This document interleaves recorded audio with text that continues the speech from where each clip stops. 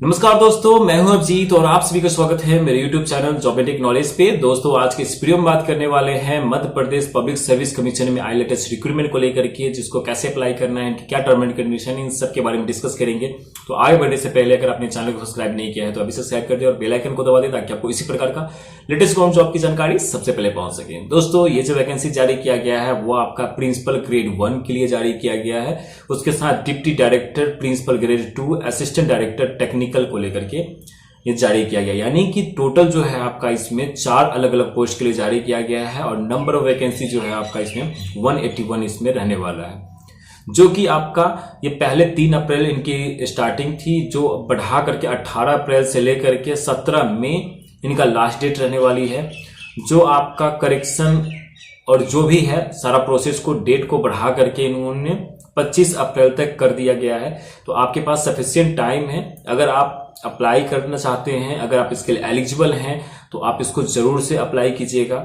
चलिए, मैं इनकी पे स्केल की अगर मैं बातें करूं तो इसमें जो है principal grade 1 and deputy director के लिए जो है आपको 67,300 से स्टार्टिंग सैलरी आपकी होने वाली है, जो 2 लाख प्लस आपकी एक्सपेक्टेड सैलरी हो पाएगी। वहीं जो है प्रिंसिपल ग्रेड 2 और असिस्टेंट डायरेक्टर के लिए जो है 56,100 से लेकर के 1,77,000 तक की रहने वाली है। एजुकेशन क्वालिफिकेशन जो इसमें डिमांड किया जा रहा है वो आपका है डिग्री या डिप्लोमा इन इंजीनियरिंग का। एज लिमिट जो है आपका 21 साल से लेकर के 40 साल के कैंडिडेट्स को अप्लाई कर सकते हैं। वहीं जो है एप्लीकेशन जो अप्लाइंग जो चार्जेज आपका होगा वो आपका 500 रुपीज लग रहा है अदर्स के लिए। वहीं पर SC ST OBC PWD के लिए जो है आपको 250 रुपीज आपका इसमें लगने वाला है। अब चलिए इनके हम सिलेक्शन प्रोसेस की अगर मैं बात को समझूं तो इसमें जो है आपको रिटन टेस्ट लिया जाएगा और लास्ट में फिर आपका इंटरव्यू करके आपका मेरिट लिस्ट जारी कर दिया जाएगा। फिर भी अगर कहीं कोई डाउट हो तो आप कमेंट करना नहीं भूलिएगा। चलिए अब इनको नोटिफिकेशन पेज पे चलते हैं, डिटेल्स में जानते हैं, डेट एक्सटेंशन के बारे में जानते हैं और वो सारी बात को डिस्कस करते हैं जिससे में आपके कंफ्यूजन हो। चलिए शुरू करते हैं। हाँ तो फ्रेंड्स, हम आ चुके हैं इनके ऑफिशियल नोटिफिकेशन पेज पे, जो मध्य प्रदेश लोक सेवा आयोग रेसिडेंसी क्षेत्र इंदौर की ओर से ये नोटिस जारी किया गया है, जिसमें बताया जा रहा है आपको कि ये जो है आपको मध्य प्रदेश शासन के तकनीकी शिक्षा कौशल विकास एवं रोजगार विभाग के अंतर्गत तकनीकी पदों के पद हेतु ये विज्ञापन जारी किया गया है, जो 2023 के लिए है। आवेदन करने की अंतिम तिथि जो है वो 2 मई दोपहर के 12 बजे तक आपका रहने वाला है। तो चलिए इनमें हम पोस्ट की डिटेल्स को समझते हैं और आगे की ओर बढ़ते हैं। तो सबसे पहला जो पोस्ट इसमें जारी किया गया है वो आपका किया गया है प्राचार्य प्रथम श्रेणी के लिए, जिसमें बताया जा रहा है आपको कि किसी भी विश्वविद्यालय से इंजीनियरिंग आपने कर रखा होगा तो आप इसके लिए एलिजिबल है। वहीं पर उप संचालक का है, इसमें भी सेम ही क्राइटेरिया है। बाद बाकी है कि 2 से 7 साल का अगर आप डिप्लोमा धारक है तो आप इसके लिए एलिजिबल हैं। तो ये जो है सारे पोस्ट के अकॉर्डिंग आपका शैक्षणिक अर्हता बताया गया है हुआ है।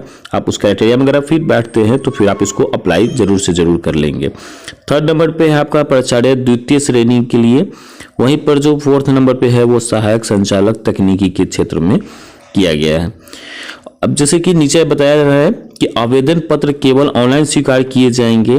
कई बार होता है कि आप लोग ऑफलाइन अप्लाई कर देते हैं और वो चीज़ें बाद में आपको कुछ आगे चलकर ये डिटेल्स नहीं पता लग पाता है। तो आप इस चीज़ को जरूर से जरूर समझें कि कुछ फॉर्म जो होता है जिसमें वो क्लियरली मेंशन करके रखते हैं कि ऑफलाइन और ऑनलाइन दोनों तरीके से आप अप्लाई कर सकते हैं, और जिसमें अगर उन्होंने ये लिख दिया है क्लियरली कि ये केवल ऑनलाइन तरीके से अप्लाई होना है, उसमें आप ऑफलाइन अगर करिएगा तो आपका पैसा भी लग जाएगा और आपको फिर प्रोसेस कंप्लीट नहीं माना जाएगा। तो इस बात को आप ध्यान रखेंगे। 3rd नंबर पॉइंट कह रहा है कि किसी भी अन्य प्रकार से भेजे गए आवेदन पत्र द्वारा स्वीकार नहीं किए जाएंगे। तो ये साफ साफ मना कर रहे हैं ऑफलाइन से आप अप्लाई नहीं करने के। आयु सीमा का जो गणना जो होगी वो 1 जनवरी 2024 के संदर्भ में की जाएगी, यानी कि इस साल भी नहीं, अगले साल की 1 जनवरी के अकॉर्डिंग ही आपका सिलेक्शन का एज क्राइटेरिया रखा गया है। वहीं पर जो है त्रुटि सुधारक संबंधी निर्देश जो है, जैसे कि आपका अगर मान ले कि किसी प्रकार का उसमें कुछ गलती फिलअप कर देते हैं तो उसके लिए जो आपको है वो आपको 7/4/2023 से 4/5/2023 तक ऑनलाइन किए जाएंगे। इस हेतु त्रुटि सुधार के लिए जो है 50 रुपया आपको अलग से चार्ज देने की क्राइटेरिया होगी। तो आप जो भी फिलअप करें कुछ जो भी आप डिटेल्स डालते हैं उसे सोच समझ के डालें, स्पेलिंग वगैरह चेक कर ले। जो भी आपने स्पेलिंग, जो भी आपका जो जिस तरीके से आपने 10th के टाइम में जो आपने फिलअप किया था उसी के अकॉर्डिंग ही सब सारा प्रोसेस को कंप्लीट करें। क्योंकि हर बार क्या होता है कि आपके 10th के मार्कशीट में जो भी आपका डिटेल्स दिया हुआ है, जो जिस स्पेलिंग के साथ दिया गया है वही स्पेलिंग और उसी क्राइटेरिया के अकॉर्डिंग ही आपका सारा फॉर्म अप और आगे चल करके भी वो सारी चीज़ फॉलो अप होने वाली है। तो इस बात का खास ध्यान रखेंगे दोस्तों, ताकि आपको किसी प्रकार की कोई प्रॉब्लम्स नहीं है। चलिए आगे की ओर मूव करते हैं। जैसे कि आपका ये जो प्रोसेस कैसे रहने वाला है और इनका टोटल सीट जो है, अगर मैं उनकी बातें करूं तो प्राचार्य प्रथम श्रेणी के लिए जो है उसमें आपका जो रहेगा वो अनरिजर्व के लिए 9 रहने वाली है। वहीं पर जो टोटल जो रहने वाला है वो 29 रहने वाला है। उसी में मुख्य भाग के लिए जो है वो 25 रहेगा और प्राविधिक भाग के लिए जो है आपका 4 रहने वाला है।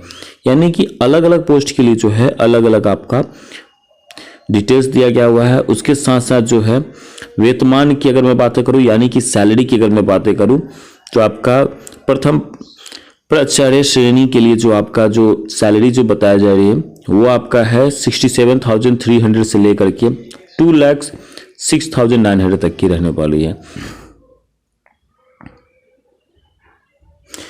दोस्तों अगर मैं इसमें आयु सीमा की अगर मैं बातें करूं तो यहाँ जो है 21 साल से लेकर के 40 साल के बीच का आपका एज होना चाहिए। अगर आप 40 से ऊपर हैं तो फिर आप इसके लिए एलिजिबल नहीं माने जाएंगे। अब चलिए इनकी अप्लाइंग चार्जेस को समझ लेते हैं कि आपको जो है वो जनरल कैटेगरी के लिए कितना लग रहा है और बाकी रिजर्वेशन कैटेगरी के लिए कितना चार्ज पेएबल होने वाली है, तो उसके बारे में जिक्र कर लेते हैं।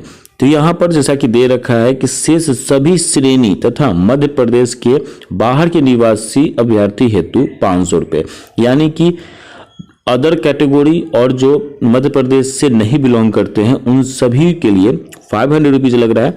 जहां कि मध्य प्रदेश के मूल निवासी जो मध्य प्रदेश से हैं और जाति अनुसूचित जाति और अन्य पिछड़ा वर्ग से अगर आप बिलोंग करते हैं तो वहां पर आपको 250 रुपये लग रहे हैं। यानी कि आपका जो है वो 50% लेस हो जाएगा अगर आप मध्य प्रदेश के मूल निवासी हैं और आप रिजर्वेशन कैटेगरी से बिलोंग करते हैं। तो उम्मीद करता हूं दोस्तों आपको यहां तक सारी जानकारी मिल गई होगी। अगर आपको वीडियो अच्छा लगा हो तो कमेंट करके बताएं और कहीं कोई डाउट रहे तो कमेंट करना नहीं भूलिएगा। और वीडियो का डिस्क्रिप्शन में जो है आपको लिंक और इनका जो है PDF का लिंक दोनों ही आपको वहां पर डिटेल्स मिल जाएंगे। तो उम्मीद करता हूं आपको यहां से सारी जानकारी मिल गई होगी।